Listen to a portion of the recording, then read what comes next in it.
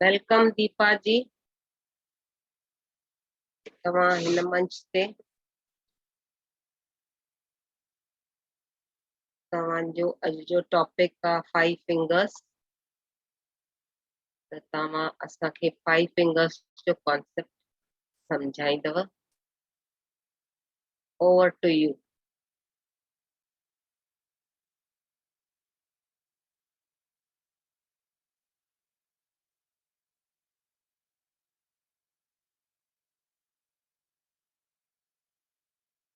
मुंहिंजो आवाज ॿुधण अचे थो?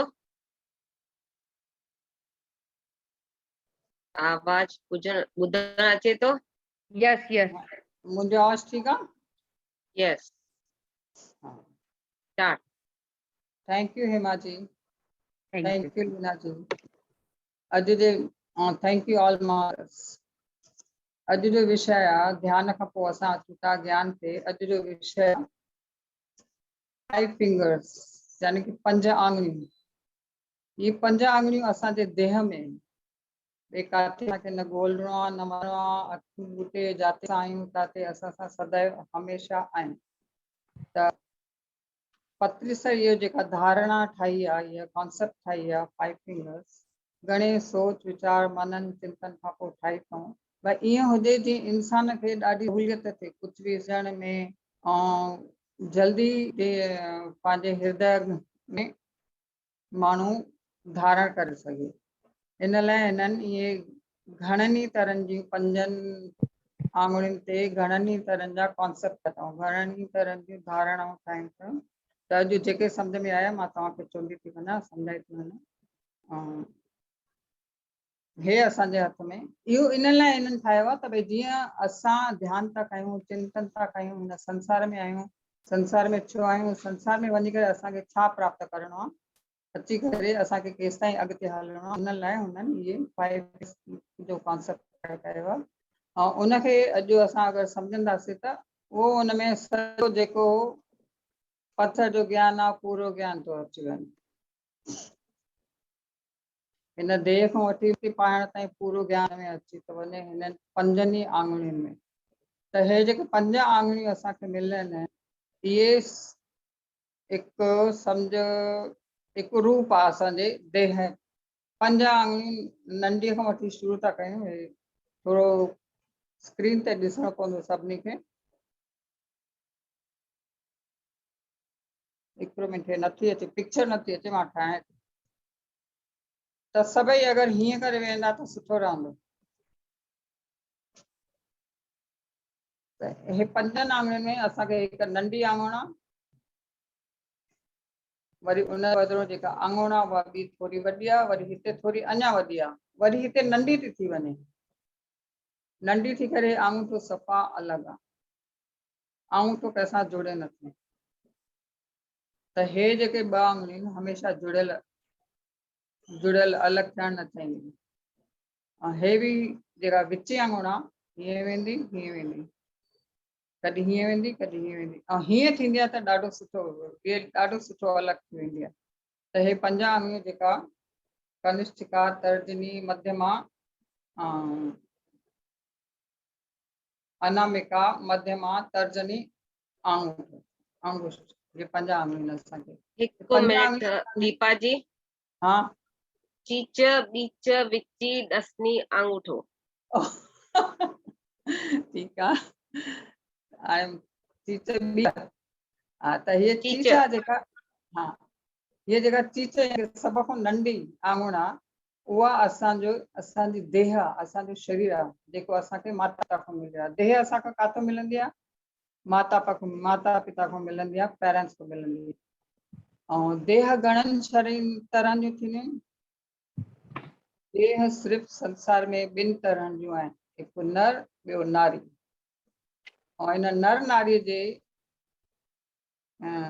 हेठों खां शुरू करे असांखे नारायण नर नारी टू नारायण आदिशक्ति या नारायणी।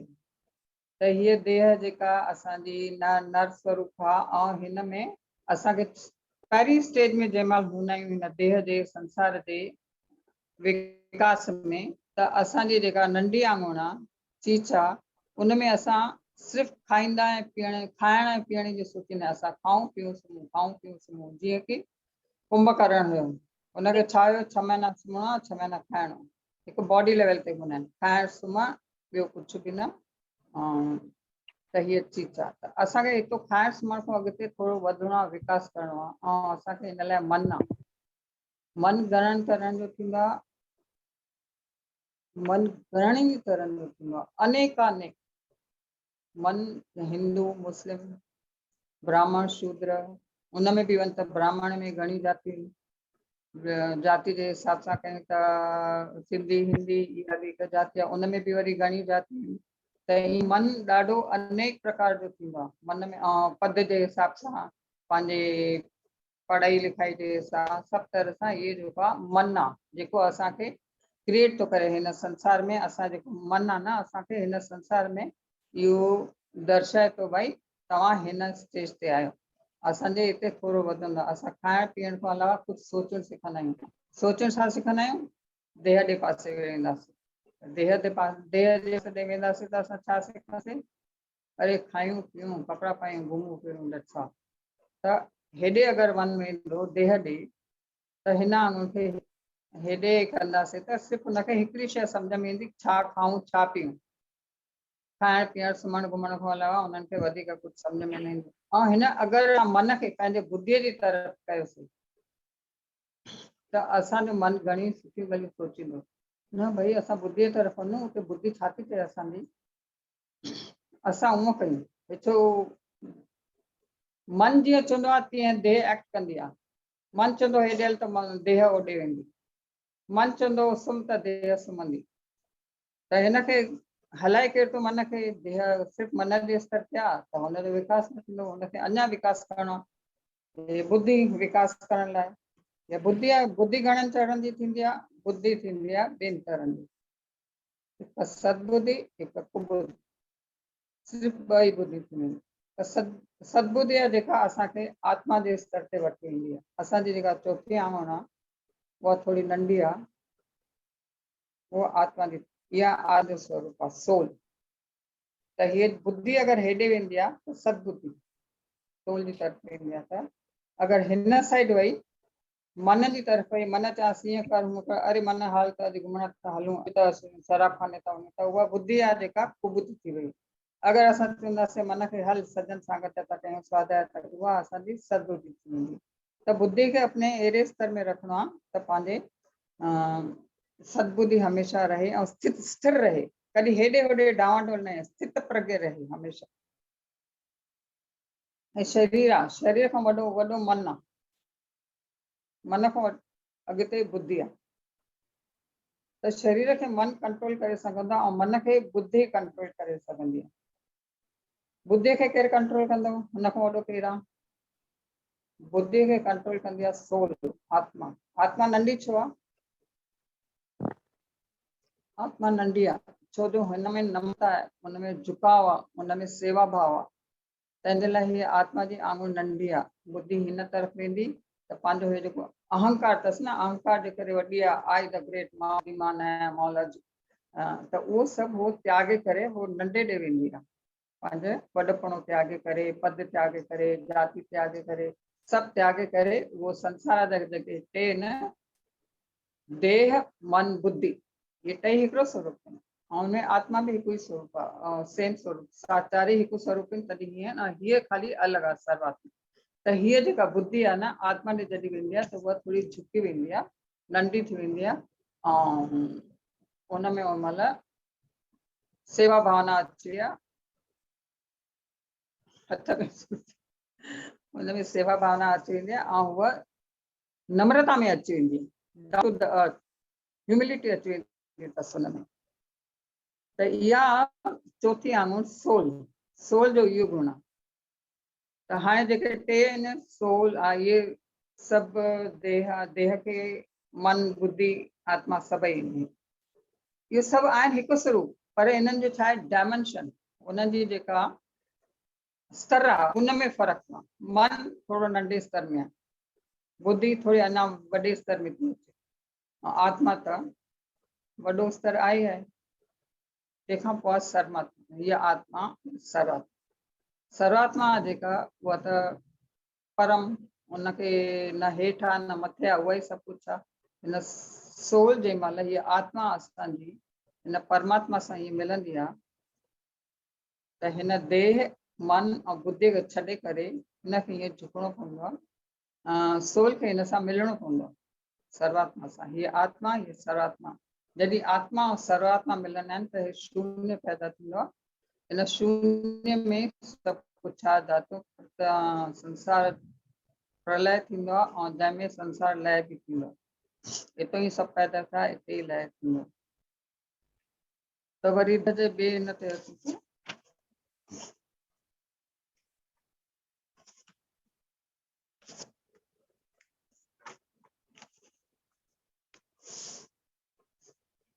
ये देह अॼु असां रामायण जे हिसाब सां असां सोचियूं त हीअ देह असांजो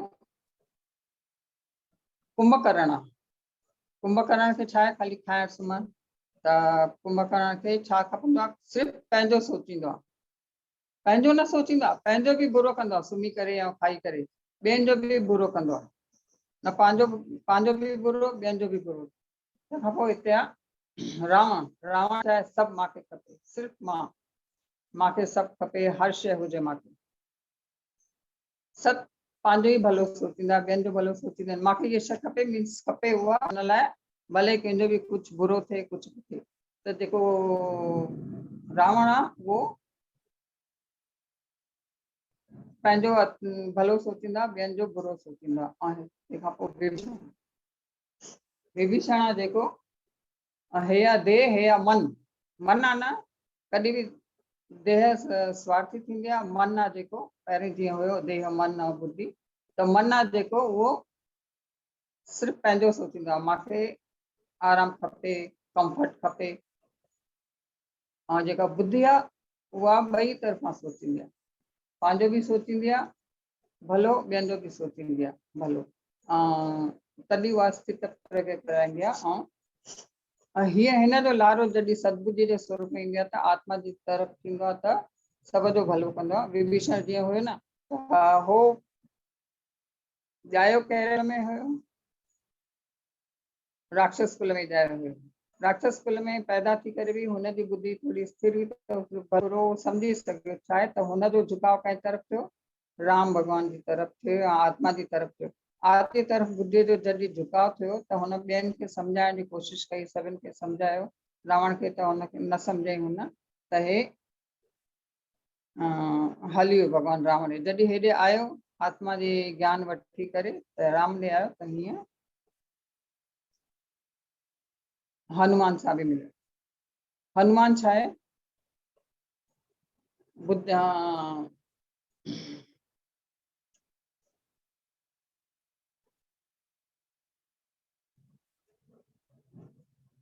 हनुमान आत्मा आहे। आत्मा सां जॾहिं मिलंदा आहियूं त असांखे ख़ुशी थींदी आहे। हाणे राम खे हनुमान सां मिली ख़ुशी थींदी, हनुमान सीता सां मिलियो तॾहिं बि हुनखे ख़ुशी थींदी। जॉय, हनुमान द जॉय आहे, शक्ति आहे। जॾहिं शक्ति तॾहिं मिलंदी आहे जॾहिं असां ख़ुशीअ में हूंदा आहियूं। त हनुमान हमेशह ख़ुशीअ जो स्वरूप आहे, जॉय जो स्वरूप आहे ऐं शक्तिअ जो स्वरूप आहे। चवंदा हनुमान चालीसा में बि आहे न, अतुलित बलधामा। अतुलित माना जंहिंजी काई तुलना ई न आहे, एतिरो बल आहे हुन वटि। हो हमेशह आत्मा जी तरफ़ हुनजो झुकाव रहंदो आहे। हो पवन पुत्र आहे। पवन पुत्र यानी कि असां जेको ध्यानु था कयूं न, कंहिंखे ॾिसंदा आहियूं हुन पवन पुत्र खे ॾिसंदा आहियूं, पंहिंजी आत्मा खे ॾिसंदा आहियूं। पवन पुत्र यानी कि आत्मा जो स्वरूप, वायु पुत्र। असां पंहिंजे नक खां जेका सांस, नक जे ज़रिए सांस ॾिसंदा आहियूं, मतिलबु असां पंहिंजी आत्मा जो दर्शन कंदा आहियूं। असांजी बुद्धि स्थिर थींदी आहे, हिन पासे ॾे ईंदी आहे, थोरी हेॾे लारो कंदी आहे, त असां हीअं थी वेंदा आहियूं। हे देह ऐं मन असांखे छॾिणो पवंदो आहे। असां जीअं शरीर जो भान ध्यान में वेहंदा आहियूं, छॾींदा आहियूं, टे बंद लॻाईंदा आहियूं ऐं वीचार बि छॾींदा आहियूं। त देह मन जॾहिं छॾींदा आहियूं त हीअ जेका बुद्धि आहे न, हेॾे आत्मा जी तरफ़ वेंदी आहे। उहो पवन पुत्र जी हुनखे सहायता खपंदी आहे। त असां श्वासन खे ॾिसंदा आहियूं, असां श्वासन खे ॾिसंदा आहियूं, असां शून्य में वेंदा आहियूं त हे शून्य ठही वेंदो। हे थियो शून्य। त हे आ हनुमान जी का ॾियो रामचंद्र वटि, राजा रामचंद्र चओ या नरसिंह नारायण चओ या कृष्ण भगवान, कुछ भी कॉन्शियसनेस आदि शक्ति असां परम साक्षात्कार खे प्राप्त कंदा आहियूं हिन तरीक़े सां।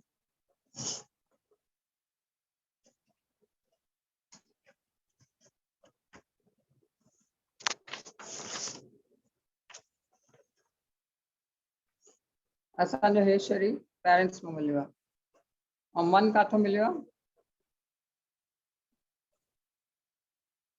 जेके ॿ शरीर आहिनि पेरेंट्स खां नर या नारी जो शरीर मिलंदो आहे ऐं जेका असांजो मन आहे उहो असांखे जेके अनेक प्रकार जो मन आहे उहो असांखे केरु ॾींदो आहे? असांखे सोसाइटी ॾींदी आहे। असां पाण में चवंदा आहियूं भई असां हिंदू घर में ॼायासीं, वरी पोइ असांखे कंहिं मुस्लमान पालियो त उहो असांखे मुस्लमान ठाहे छॾींदो त असां मुस्लमान थी वेंदासीं। त इहो असांखे सोसाइटी ठाहींदी आहे भई हे हेतिरे क्लास में आहे, हिन क्लास में आहे, ऊचा नीचा जेको बि आहे, कहिड़ी जात जो आहे, इहे सभु असांखे हिन संसार जी सोसाइटी ठाहींदी आहे, संसार में मिलंदा आहिनि। ऐं बुद्धि छा आहे? बुद्धि असां पाण कंदा आहियूं, या त सदबुद्धि ॾे वेंदासीं या त कुबुद्धि वेंदासीं। त उहा बुद्धि कीअं वेंदी आहे? हीअं या त मन ॾे वेंदी या त आत्मा ॾे, या त मन ॾे वेंदी या त आत्मा ॾे वेंदी। आत्मा त इहा आहे कुशाग्रता। आत्मा मन ॾे वेंदी त किरंदी, आत्मा हिते वेंदी त कुशाग्र बुद्धि थींदी, तीव्र बुद्धि थींदी। तीव्र बुद्धि थींदी त वधीक कौशल ईंदो, ऐं वधीक कौशल ईंदो त हेॾे झुकाव थींदो त हेॾे ध्यान में वेंदासीं त असांखे एनर्जी ॾींदी। ध्यान में छा थींदो आहे? एनर्जी प्राप्त थींदी आहे। इहा एनर्जी प्राप्त थी त असांखे शक्ति प्राप्त थी, जीअं भॻवान हनुमान खे प्राप्त थी। त हिन आत्मा हिकु ई थींदी आहे। आत्मा घणनि ई तरहनि जी न थींदी आहे, जीअं शरीर ॿिनि तरहनि जो आहे, मन कई तरहनि जो, आत्मा हिकु आहे। आत्मा जो सिर्फ़ु एतिरो ई कमु आहे त वञी करे सर्वात्मा सां मिले। त यानी की सार इहो ई आहे त असांखे हीअं ठहिणो आहे। हर तरीक़े सां पतीसर असांखे सम्झायो भई कीअं वञी करे हिन त हीअं मथे चढ़ी करे वरी हेठि झुकणो आहे, नम्रता में अचिणो आहे, ह्यूमिलिटी में अचिणो आहे, हीअं सार असांखे बंदि थी वञिणो आहे। ऐं हिन शरीर में असांखे छा आहे? खाईंदा पीअंदा आहियूं, भोक्ता, सिर्फ़ु बुख खपे असांखे, भुक्ति, खाना पीना भुक्ति। हिन शरीर में असांखे छा खपे? रक्ति। रक्ति यानी लीन रक्त। असां कंहिं न कंहिं शगल में, अॼु हे शगल आहे, सुभाणे हो शगल आहे, न मूंखे खपे रसोई में लिप्त हूंदासीं, या त वरी कंहिं डांस में, कंहिं नृत्य में, या कंहिं गीत संगीत में, या कंहिंजे यानी कि आहा कंहिं किथे लड़ाई झगड़ो थो थिए, हिंसा ॾिसी आहा क्या मज़ा आ रहा, आज तो मज़ा आ गया। त रिक्ता भुक्ति खाइण, हे रिक्ति माना कंहिं न कंहिं ॻाल्हि में ये लीन हूंदी आहे हमेशह। उनखे कुझु न कुझु खपंदो अथसि तमाशो। मन कॾहिं बि ख़ाली न वेंदो आहे। हिकु ॾींहं में असांखे 60,000 ख़्याल ईंदा आहिनि मिनिमम। त जॾहिं असां डिप्रेशन में हूंदा आहियूं या कंहिं अहिड़ी चिंता में हूंदा आहियूं, वधीक एंज़ाइटी या डिप्रेशन, त अञा ख़्याल वधी वेंदा आहिनि ॾाढा, 60,000 खां बि वधीक थी वेंदा आहिनि। त मन आहे न जेको हमेशह डुकंदो रहंदो आहे, हिनखे हिन बुद्धीअ ॾे वठी अचिणो आहे ऐं हिनखे स्थिर करिणो आहे। स्थित प्रज्ञ जेको हूंदो आहे न, उहो गीता में चयलु आहे, उहो योगी आहे। त बुद्धि ॿिनि तरहनि, बुद्धीअ में छा आहे? असांखे मुक्ति, बुद्धि में असां वेंदासीं त असांखे मुक्ति मिलंदी ऐं असांखे भक्ति मिलंदी। ऐं अगरि हेॾे ईंदासीं त असांखे शक्ति मिलंदी, जीअं हनुमान खे शक्ति मिली आहे न, हिक ॿिए सां कनेक्टेड। भक्ति शक्ति, तंहिंखां पोइ असांखे लास्ट में वरी मुक्त थियणो, हिकु हिकु गुण जे हिसाब सां। हे आहे तमो गुण, ख़ाली खाइण पीअण। हे आहे रजो गुण, मन जे जेके मन में मनमुखी हूंदा आहिनि, हमेशह सिर्फ़ु मन ॾे उन्हनि जो लारो हूंदो आहे, कुझु सोचींदा न आहिनि, बसि मन हीअं थो चए हीअं कयो, मनमानी कंदा आहिनि, उहे तमोगुणी रजोगुणी। जेके बुद्धीअ सां सोचींदा आहिनि, कंदा आहिनि, असांखे छा करिणो आहे, असांजी स्थिर बुद्धि ठाहे करे असांखे सोल तरफ़ वञिणो आहे, उहे सत्वगुणी। ऐं हे जेके सोल में पहुची विया, हिकु थी विया, त उहे थिया शुद्ध सत्वगुण। शुद्ध सत्वगुण में जॾहिं उन्हनि प्राप्त कयो त उहो आत्मा खां सर्वात्मा ॾे पहुचो। Again the same. पृथ्वी माना खाइण पीअण सुम्हण या मूलाधार में खाइण पीअण सुम्हण पृथ्वी हे जल तत्व हे मन मन छा आहे मन जंहिं महिल असां कंहिंजी शादी थींदी आहे एंगेजमेंट थींदी आहे त असां रिंग फिंगर पाईंदा आहियूं त उहे ॿ मन मिलंदा आहिनि त इहो मन चीच बीच माना मन ऐं हीअ मध्यम फिंगर आहे जेका उहा आहे अग्नि बुद्धि बुद्धीअ जो तेज तत्व केॾी तेज बुद्धि अथसि चवंदा आहिनि हे अग्नि आहे अग्नि तत्व आहे हे वायु असांजी आत्मा जेका शुद्ध सतोगुणी आहे उहा वायु आहे ऐं हिते निर्गुण त सभु गुण आहिनि अगेन द सेम असांखे इहो प्राप्त करणो हमेशह असांखे हिन स्थिति प्राप्त करणो आहे नर खां नारायण ठहणो कहिड़े तरीक़े सां वञूं कहिड़े बि तरीक़े सां सम्झूं मन जे तरीक़े सां सम्झूं मन जे तरीक़े सां सम्झी बुद्धीअ जे स्तर ते वञिणो आहे असांखे इहे पंहिंजी डायमेंशन्स चेंज कंदी रहणो आहे त 5 डायमेंशन्स में लास्ट में वञिणो आहे भई हिन में वञी करे पोइ हिन डायमेंशन खे प्राप्त करणो आहे त हे असांजा डायमेंशन असांजा स्तर आहिनि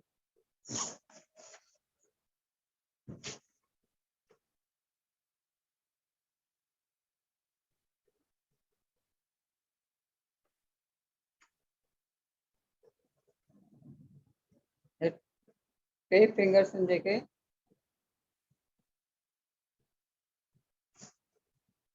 कॾहिं बि साइड में रखणी आहिनि असांखे हिननि जी न ॿुधणी आहे कॾहिं बि हिन जी ॿुधी करे हेॾे झुकाव करणो ऐं हीअं वञिणो त असां मुक्ति खे पाईंदासीं चेतना खे पाईंदासीं आत्मा साक्षात्कार खे पाईंदासीं त इहे आहिनि 5 फिंगर्स जा कॉन्सेप्ट सर घणे नमूने चिंतन करे सोचे सम्झे असांखे ईअं ॿुधायो आहे जीअं भई असांजे हरदम साम्हूं हुजे असांखे खाईंदे पीअंदे उथंदे वेहंदे इहो असांखे भान अचे त भई असां छा करे रहिया आहियूं असां हथनि सां ई कमु कंदा आहियूं हथनि सां ई हथनि खे सदा ई ॾिसंदा आहियूं त ईअं ॾिसंदा रहंदासीं ऐं इहे ज्ञान असांखे प्राप्त हूंदो त असां पंहिंजे जीवन में उन तरीक़े सां हलंदासीं इहा सभ खां क़रीबी देह में आहे असांजे हथ ऐं इहे 5 फिंगर्स असांखे ईअं सदबुद्धि ॾियनि ऐं सही रस्ते ते वठी हलनि सत्कर्म कराइनि thank you thank you thank you Deepa ji सुठी तरह सां सम्झायो 5 फिंगर कॉन्सेप्ट ॿ टे लेवल्स जा जेके डिफरेंट आहिनि इन जे रिलेटेड कंहिंखे कुझु जानकारी वधीक खपे त दीपा जी खां पुछी सघंदा आहियो हाँ कुछ पूछी भी सघंदा आहियो हाँ कुछ सम्झ भी में डाउट हुजे सभई सम्झी सघिया न जवाब ॾियो सम्झी सघियव कि न कुझु डाउट अथव सभु सम्झ में आयो न सभिनी खे मां जेको ॻाल्हायो उहो सभिनी खे सम्झ जे मुताबिक़ हुयो हाँ दीदी समझ यस यस तो ॿुधायव थैंक यू ॿुधायव नंढी आंगुर जेका उहा कुंभकर्ण आंगुर आहे जेका रिंग फिंगर उहा रावण ऐं उन खां पोइ विभीषण पोइ सोल वारी आहे जेका उहा आत्मा उहा हनुमान इहो कॉन्सेप्ट तमामु सुठो लॻो मस्तु लॻो नओं कॉन्सेप्ट आहे इहो मां न ॿुधो आहे भगवान रामचंद्र हे रामचंद्र हा जे इहो चरण रामचंद्र इन सां जॾहिं मिलंदासीं तॾहिं बस यही लक्ष्य आहे यही एम आहे हुयो मूंखे नओं सम्झ में आयो इहो सुठो ॿुधायव दीदी thank you thank you Deepa ji